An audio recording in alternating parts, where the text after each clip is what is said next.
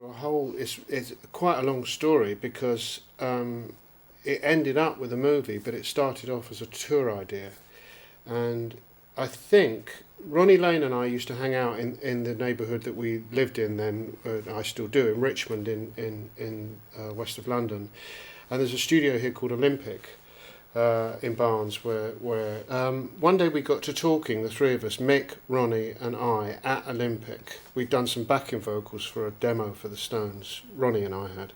And we started to talk about, I had these visions of rock and roll going on and being almost like some great installation sculpture.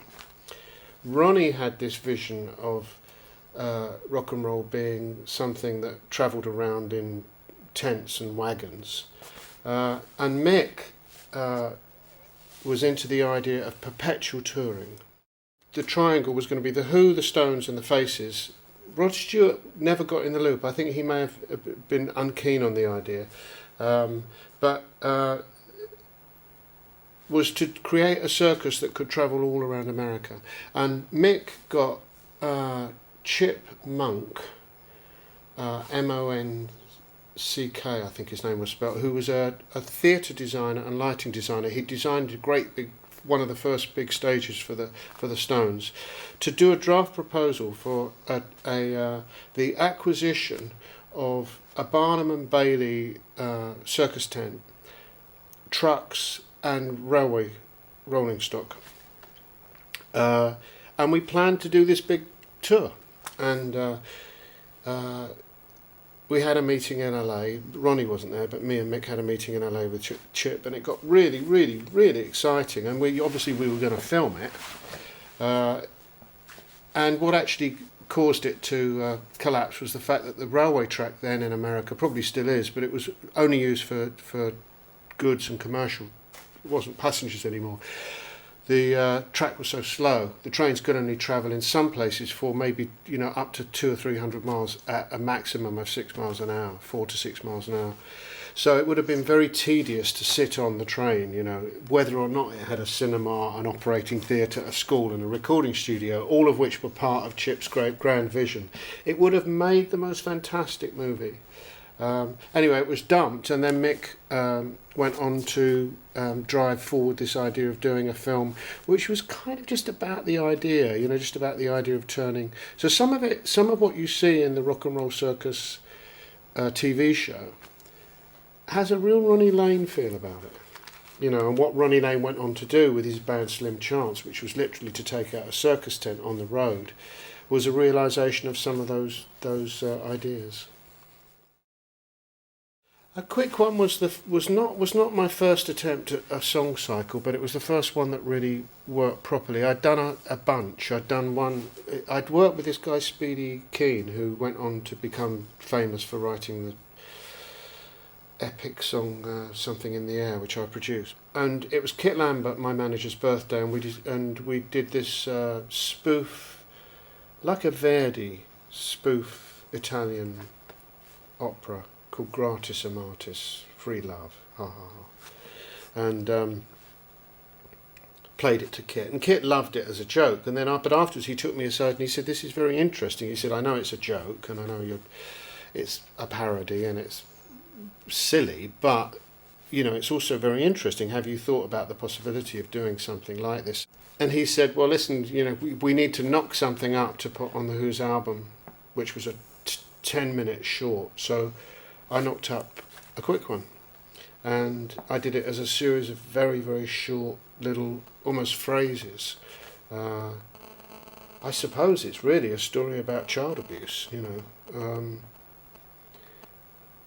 a young girl carried, put in the safety, what do you call it, the care of an engine driver or a guard on a train. And I was talking to my mum on the phone the other day. I'd sent my son to Cornwall on the train, and she said, "You can't send a young boy on the train." I said, "He's 14, he'll be fine, he's with a friend."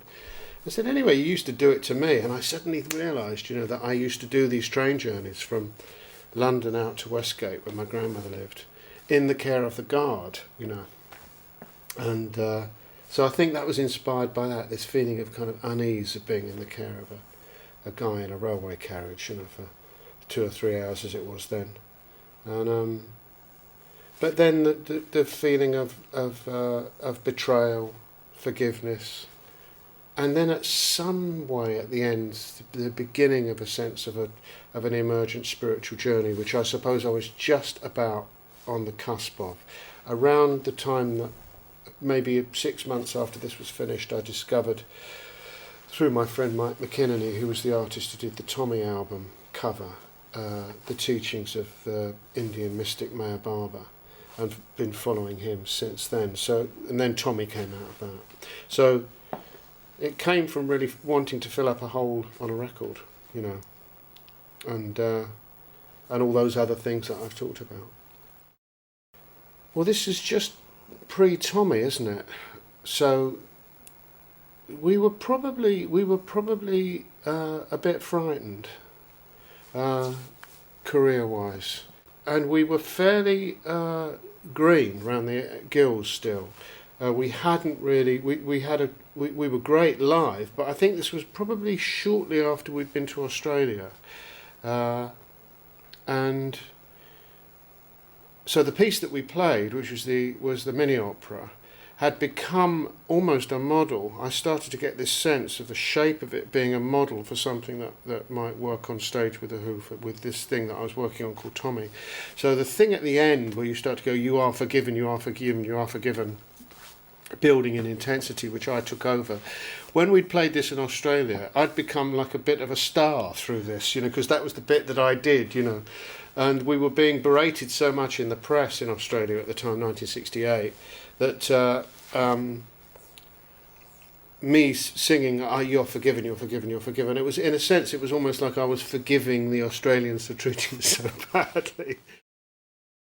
I remember it pretty well. It was a really exciting day. I mean, I love Michael Lindsay Hogg, who directed it. I just love him. I've always loved him. He's always been such a great supporter of my work. But he also made what I think was the first definitive pop video for The Who called Happy Jack, which had a story, and possibly one of the first of its type.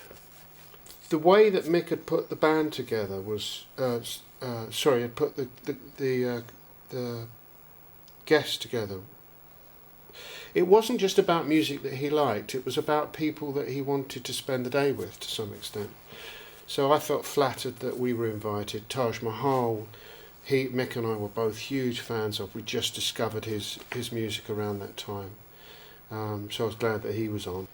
I actually loved the bit where most people don't like it because they don't understand Yoko, but I love the bit where, you know, they're doing the, you know, the I can't remember what the band was called, the band with Lennon and Eric and Yoko in it, and she starts to wail. You know, it's just, there's a kind of an irony in it. You know, there really is an irony in it. You know, what do we have today? We don't have Yoko, but we actually have the darkness. You know, it's roughly the same thing, really, except that, you know, that Yoko has a brain, and what, you know, what the Darkness have is spandex trousers, you know, and an incredibly arch and astute sense of show business marketing. I had a chat with her that day. I remember talking to her because she'd been involved with Gustav Metzger. She'd created around the year before something called the Symposium for Destruction in Art, and with Gustav Metzger and a couple of other people I can't remember, but she was very important in that kind of area for me. You know, there's my post-art school stuff, and hearing her kind of wailing away, you know, I thought, that's Eric Clapton and John Lennon together, and you know, she's wailing. It was just it's great in a way. Only she could get away with it. Oh, Marianne was great too. I think Marianne was great because at that time we hadn't really realised what teeth this girl had. You know, we just thought, we'd done some shows with her as a pop star, you know, and sat backstage kind of, you know, taking the piss really, you know, because she was beautiful and gorgeous, but, you know, just taking the piss because she seemed to be some kind of blonde airhead, and suddenly there she was, Mick Jagger's girlfriend. And I think we all suddenly realised then that she had teeth and presence and power, and when she sat in the middle of the floor to do her song, I remember turning to Keith and just going, fucking hell, look at that. She was just so transcendently beautiful and self-possessed. And was very sweet to me all day, so it was nice to have the female company. So it's probably good that my girlfriend wasn't there. If you watch this today, you definitely get a sense that something strange is going on for the Stones. Mick has just come out of doing his role in Performance. He had the stigma of the dyed black hair, but you could see that he'd been through something that was really quite strange, but also empowering. And I think probably what you can also see is that Mick had the ability to tap some kind of power. Yeah, it's 4 o'clock in the morning. He spent the whole day trying to rebuild Brian, who was crying. Keith was yellow, from the various substances that he was on. I mean, bright fucking yellow. And when he wasn't yellow, he was green. And it's 4 o'clock in the morning. They spent the whole day, trying to do all these various things, pick up shots. It must have been exhausting. I was completely shattered. And we'd just done our little set sometime during the day. And when you see the film, you see that Mick engages the camera and stays on it with absolute concentration. It was about 2 solid hours of shooting, and he never let up. So there was this strange element from him of that he'd been empowered in some way. He was always a very charismatic performer, but had been given some new kind of gift from outside. But it's almost like he was a different guy. Brian sitting by the side of the stage like that, with tears in his eyes, Keith is pretending it isn't happening, but Keith's got a heart, he knew what was happening. I think we all knew that this was Brian's last performance. What we didn't know is that he would die so shortly afterwards, but we knew that this was the end of him and the Stones somehow. But time has definitely, you can now see that what's going on with the Who is it's just about adrenaline and that's it and all about it. And what you're seeing with the Stones is that we're seeing them in an incredibly interesting moment in their career. I love the performance. I like it in retrospect, and I loved it at the time. I really enjoyed it. Well, you can see on the film, you can see me in the background of the audience having a whale of a time. Partly because I was drunk, partly because I was sitting right behind Marian Faithfull, and partly because I was still am such a fan. It was so great to be there. I stayed to the very, very last minute. I also felt that we had to stay. Remember what I said earlier on about this idea, the rock and roll circus being something that we all shared. It was the realisation of something that I'd thought a lot about, and I was having a good time apart from anything else. I loved it. I loved the whole day. I just wanted to stay, and I suppose I don't know what I was drinking, but I can remember there being a shortage of booze too. It was 4 o'clock in the morning. We couldn't go out to the off licence, and they certainly had not supplied. There wasn't a bar, so I think a lot of the drunkenness could be play acting. When the film didn't come out, I remember thinking, wow, they control their own career. I was quite impressed because it must have cost a lot of money. But I remember being impressed by the fact that they had the right and the ability to do that. I don't know that I felt that was something that we had at the time. It was something that we became used to subsequently. My strongest memories of the whole thing is definitely Mick's performance as singing. Definitely that. He reminds me of a Picasso. I mean, I know that might seem an incredible, pretentious extrapolation, but the reason that I say that is that he's artistically capable of incredible concentration, but also as a businessman and an organiser and a rallier of people around him and a supporter of people around him and a user of people around him. He's both ruthless and responsible, and incredibly hardworking. And on that day, you saw him. He must have been on his last pennyworth of energy. You know, watch him. You know, when we're singing that song at the very, very end, he is still totally and completely 100% on the ball. Looking at the camera, at you and I on the other side of that camera, 30 years on. You know, that's a measure of and it's only, I was going to say that's a measure of a great artist. There are some people that have difficulty, dealing with the use of the word art or artistry or artist in the context of rock music.